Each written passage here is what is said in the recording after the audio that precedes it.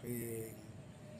Assalamualaikum warahmatullahi wabarakatuh.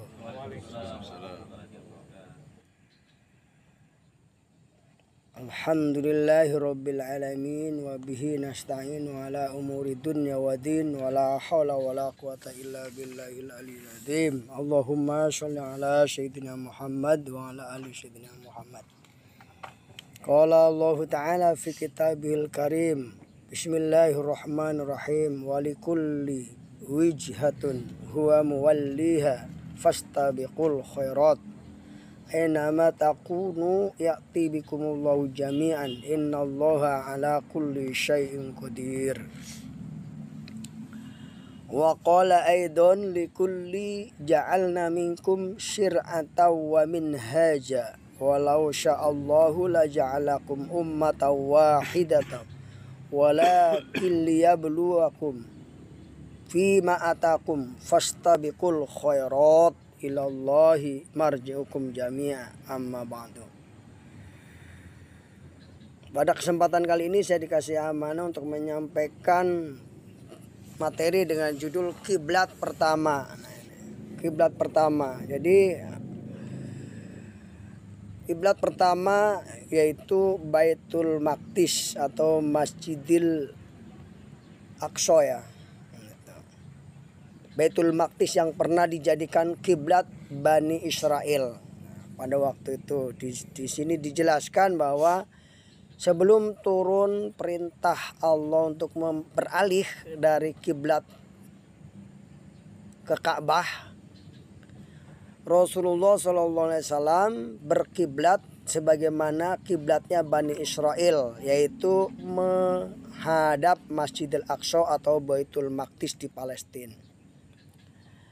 Menurut tafsir Al-Azhar jilid 1 karangan Buya Hamka, bahwa yang dinamakan Baitul Maqdis tersebut didirikan oleh nabi dari Bani Israel, yaitu yang bernama Nabi Sulaiman. Rasulullah pun pernah mengamalkan sholat dengan menghadap kiblat pada Baitul Maqdis selama 16 bulan atau 17 bulan, ada yang menurut. Keterangan ini diriwayatkan dalam salah satu hadis melalui Al-Barra bin Ajib radhiyallahu anhu berkata, pertama kali Rasulullah SAW datang hijrah ke Madinah, beliau tinggal di rumah kakek dan pamannya dari jalur ibu dari kalangan kaum Ansor. Dan sungguhnya beliau sholat menghadap Baitul Maqdis selama 6 bulan atau 16 bulan atau 17 bulan. Menurut buku Historitas Syariah karangan Siti Mahmudah, hal itu juga dilakukan Rasulullah untuk membangun kedekatan atau hubungan dengan Bani Israel melalui arah kiblat dalam sholat. Buktinya bahwa ada beberapa kiblat yang diyakini tiap umat terdapat dalam firman Allah surat Al-Baqarah ayat 148.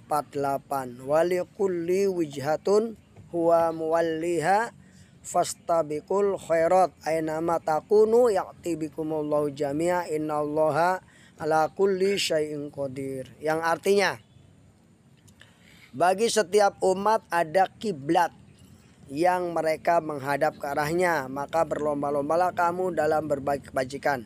Dimanapun kamu berada, pasti Allah akan mengumpulkan kamu semuanya. Sesungguhnya Allah Maha Kuasa atas segala sesuatu. Ayat tadi ditafsirkan menurut tafsir Kemenag, dijelaskan bahwa setiap umat mempunyai kiblat masing-masing. Itu diantaranya Nabi Ibrahim dan Nabi Ismail menghadap Ka'bah. Kiblat Bani Israel menghadap Baitul Maqdis. Dan orang Nasrani menghadap timur, yang prinsipnya adalah beriman kepada Allah dan mematuhi segala perintahnya. Hal itu serupa dengan ayat di atas diterangkan oleh Allah Subhanahu wa taala. Mengapa tiap umat dibagi arah kiblatnya. Hal ini tertuang dalam surat Al-Baqarah, surat Al-Maidah ayat 48. Likulli ja'alna minkum syira'atan wa minhaja walau sya'allahu la ja'alakum ummatan wahidah walakin liyabluwakum fima atakum fastabiqul khairat ilallahi marji'ukum jami'a. Artinya, untuk tiap-tiap umat itu di antara kalian kami berikan aturan dan jalan yang terang. Sekiranya Allah menghendaki, niscaya kalian dijadikannya satu umat saja. Tetapi Allah menghendaki menguji kalian terhadap pemberiannya kepada kalian. Maka berlomba-lombalah berbuat kebajikan.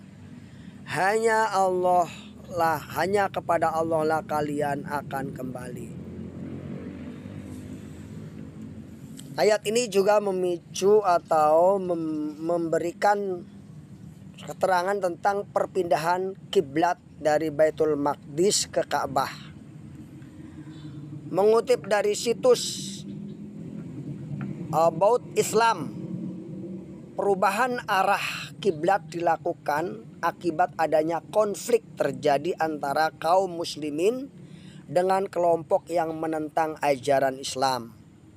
Kelompok tersebut menganggap ajaran Islam itu sama dengan mereka karena arah dan cara ibadahnya juga sama katanya.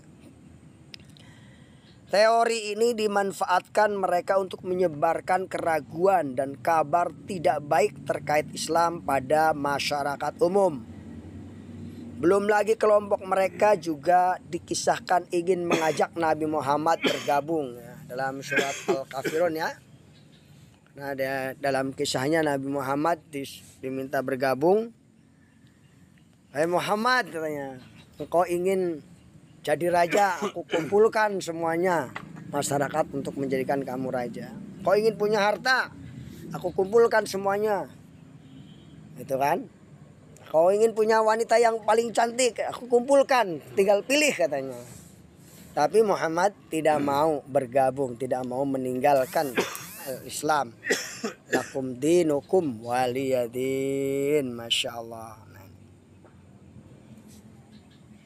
Nah, sampai mana tadi ya? Nah itu ya, ditawarkan semacam itu, Rasulullah tetap menolak. Sekitar 16 sampai 17 bulan Rasulullah Shallallahu Alaihi Wasallam hijrah ke Madinah, Allah memerintahkan Rasulullah untuk menghadap ke Masjidil Haram melalui ayat-ayat yang turun, yakni surat Al-Baqarah ayat 144 tadi. Sejak saat itulah umat muslim mulai menggunakan Masjidil Haram sebagai kiblat sampai sekarang. Jadi perpindahan ya. Awal perpindahan arah ini terjadi pada waktu beliau melakukan sholat asar. Ketika itu ada sekelompok orang-orang yang melakukan sholat, lalu lewatlah seorang laki-laki di depan tempat sholat mereka. Maka orang laki-laki itu berkata, aku bersaksi dengan nama Allah, sesungguhnya aku telah sholat dengan Rasulullah menghadap Ka'bah. Demikian bunyi hadis dari Al-Barra bin Azib radhiyallahu anhu. Jadi berpindah Ka'bahnya kiblatnya ke Ka'bah jadinya sampai sekarang gitu. Maka kalau kita sholat, kalau orang NU kan bilang usolli fardhu dhuhri arba'a raka'atin mustaqbilal Ka'bati gitu. Ya. Gitu. Adaan makmuman lillahi ta'ala. Kalau udah di depan Ka'bah enggak pakai mustaqbil kiblat, nanti langsung usolli fardhu dhuhri arba'a raka'atin mustaqbil Ka'bah ya. Enggak pakai niat. Meski tidak lagi menjadi arah kiblat, Bani Israel atau Baitul Maqdis disebut sebagai kota suci ketiga dalam Islam, setelah Makkah dan Madinah, yaitu Baitul Maqdis. Ada 3 kota suci. Menyambung dengan materi kemarin ya, yang harus dikunjungin salah satunya adalah Masjidil Haram, Masjid Nabawi, sama Masjid Al-Aqsa. Mudah-mudahan kita bisa ya sana. Amin, amin. Amin ya rabbal alamin.